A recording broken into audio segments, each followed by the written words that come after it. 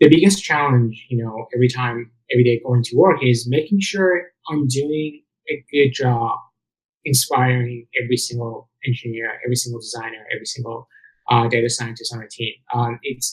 Being there, I know that, I work as a software engineer after like a few quarters or even after a few weeks, you can just get kind of burned out and like you just kind of get bored about things you're doing because your vision is not clear, your mission is not clear, your OKRs don't make sense, and you don't really know what you're doing and why you're doing what you're doing. Uh, and the worst thing I experienced as a software engineer was that a lot of times I didn't know why I was doing what I was doing. It was like, oh, these are the things that we need to work on, and these are the success metrics. Now let's work on it. It was just not inspiring. A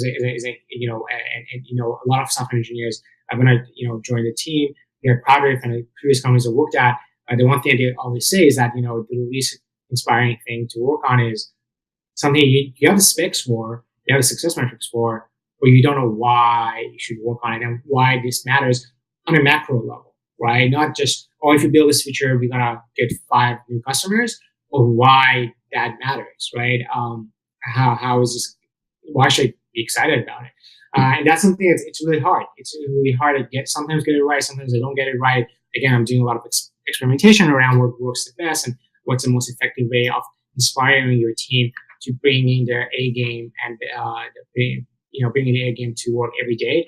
But it's the challenge with developers is that you can have passive developers and you can have them for a long time, but if